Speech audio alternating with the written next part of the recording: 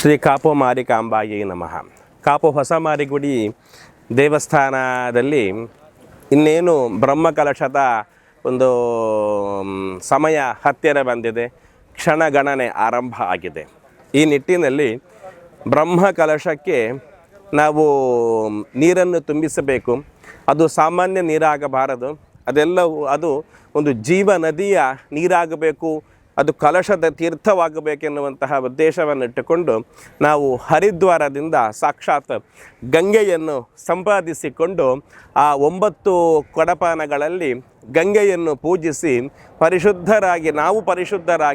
ಪರಿಶುದ್ಧಳಾದಂತಹ ಗಂಗೆಯನ್ನು 9 ಕೊಡಪಾನಗಳಲ್ಲಿ ನಾವು ತುಂಬಿಸಿ ಇವತ್ತಿನ ದಿವಸ ನಾವು ಮಂಗಳೂರಿಂದ ಏರ್ಪೋರ್ಟಿಂದ ಹೊರಡ್ತಾ ಇದ್ದೇವೆ.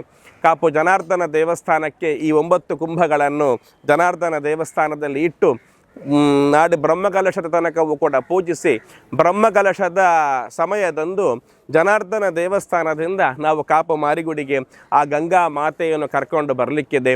ಹೇಗೆ ಗಂಗೆಯಲ್ಲಿ ಮಿಂದವರು ಪವಿತ್ರರಾಗ್ತಾರೋ, ಪುನೀತರಾಗ್ತಾರೋ, ಅವರ ಜನ್ಮ ಪಾವನವಾಗ್ತದೋ, ಅದೇ ಪ್ರಕಾರ ಇನ್ನು ಕಾಪು ಮಾರಿಗುಡಿ ಕ್ಷೇತ್ರದಲ್ಲಿ ಗಂಗಾ ಮಾತೆಯ ಸನ್ನಿಧಾನವೂ ಕೂಡ ಪೂರ್ಣವಾಗಿ ಇರ್ತದೆ.